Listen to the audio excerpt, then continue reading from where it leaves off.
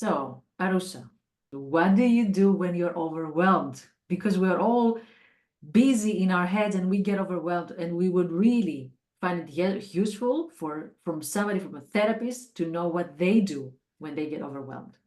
Yeah, well, I have many times where I get overwhelmed. It's a very human thing to do. So it happens to me all the time in different situations, before a presentation, before a very important call in my personal life or in my professional life. And what it feels like to me is, my thoughts start racing and I start overthinking, and I actually end up a lot less productive than I would be if I wasn't overwhelmed and overthinking. So I have a few different things that I do that I've tried personally and have become a little bit more natural to me now because of how much I practice them. The first is mindful breathing. So really focusing on my breathing. The second is a little bit more concrete in terms of writing, so journaling and listing things down. And the third is tapping into my gratitude and the positive. So maybe I'll go into all of them a little bit more and talk about them. Please. Yeah. So yeah, the first one I really like to do is actually take some physical separation from whatever is going on. So getting into a different room, getting into a different space, different scenery, so I can start mindful breathing. The mindful breathing calms my body down, and what it looks like is just completely focusing on my breathing without trying to change it or without judging it, focusing on my inhale and focusing on my exhale. I do that multiple times without trying to change it, but naturally it tends to slow down just by the mere fact that I'm actually noticing what's happening. Okay. And once I start noticing on my breathing, I start to follow certain patterns. So, two things I do within the breathing that really helps me is counting, counting five in, holding for five, counting five out. That really calms my body down. It activates a relaxation system within my body. And also, I like to tap into my senses when I breathe. So, when I'm actually breathing in, feeling the cold air going in, and when I'm breathing out, feeling the warm air going out and focusing on that. So that takes me somewhere else where I'm not overthinking and I'm not stressed. So it actually creates that separation for me, which really helps. Okay. Yeah. Now we get what it means, the physical separation. Thank you so much. Very Yeah. clear. Yes. And so then my second one, I'd say, is journaling and listing things out. So naturally, I'm a very structured person. I love lists. I work and live on lists, but specifically when I'm stressed, it's a tool that really comes in handy for me. So I get a piece of paper, I put down everything on the top of my mind, no numbers or anything, just brainstorming everything that I could potentially feel stressed about in that moment, I put down.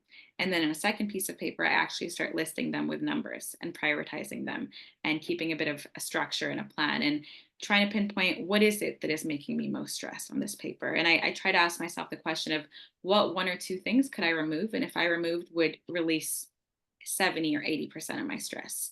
Right. So I Ooh. try to understand what it is that's actually sitting at the forefront of my mind. And another question I like to ask myself is what can I say no to on this list? Because it's really easy to be in yes mode and want to say yes and do so many things. But I actually ask myself, what are the possibilities of saying no to this thing or this thing or this thing? The So questions are yeah, fantastic. It's yeah, not just the list. You're actually interacting with that list and reflecting on that and asking these fantastic questions. I'm going to put them in the notes so that people actually can read them and copy them. Fantastic. Thank you so much. yeah, of course. It's not often until you ask yourself the question that you really get the insight. So I do like having that conversation with myself. And what I like to do at the end of the list is just make a plan. What now? That's kind of another question I ask. What can I do right now? Not Ah. in 2 days or 2 days ago, but what right now? So yeah, that's for the list. And I would And this say, is actually how you take control, actually, yeah, of the yeah, of the situation. Yeah. absolutely. It sets me off on a bit of a concrete plan, and it helps instead of having a million thoughts in a million different directions, I can have five in a certain direction for that day. Fantastic. And that's also some mindfulness, understanding moment to moment, what can I do right now? Yeah. Right. Yeah, exactly. Yeah. And I'd say the last thing that really helps me, which is maybe a little bit more of a difficult thing to do, but definitely over time, like a muscle, you strengthen it a little bit, is putting a spotlight on the positive and actually tapping into what is happening, the silver lining of the situation. And it's difficult because naturally, when you're stressed, that doesn't come very intuitively. You actually have to look for it and search for it. So I've made it a bit of a habit to, when I have my stress time, I put 5 minutes on the clock, 10 minutes, however long I need to actually search, to ask myself, what is working in my favor through all of this, right? Mm. So what strengths of myself can I actually use to this situation to ease my stress or ease my thinking? And it really allows me to feel less stressed and have a bit more of a widened perspective where I can see the positive things that can help my situation. Fantastic. Yeah. Excellent, excellent tips. I keep two things from all these as, let's say, an overarching theme. One is everybody gets overwhelmed, irrelevant of their job, irrelevant of their studies. Don't think that therapists don't get overwhelmed. We're human beings with human brain, and especially life as it is nowadays, it's very easy to get overwhelmed. Yeah. But that's the second thing. It's a matter of practice. I like that you said that. It's a muscle. Yeah. The fact that we tried it once doesn't mean that it will work immediately. We need to practice it. We need to master that skill. And the more we practice it, the more efficient it becomes. And the more we can stop stress or overwhelm at its beginning or before that.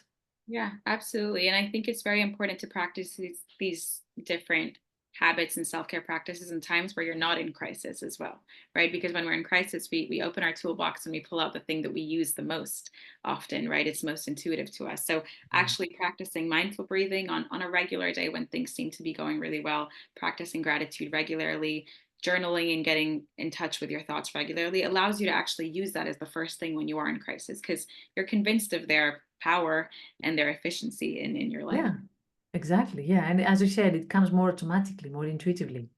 Yeah. So if you want to work with Arusa and the beautiful toolbox he has on managing mental health challenges, you're going to find here at AntiLoneliness. Tell me some few words, Arusha, about the clients that you work with. What do you help them with, and what is the approach that you're using? Yeah, so the clients that I work with, their different mental health difficulties and challenges range from, self issues and challenges, so self-esteem, self-confidence, and self-worth, but also more symptomatic challenges such as different difficulties with anxiety and depression and just the stress of the day-to-day lives.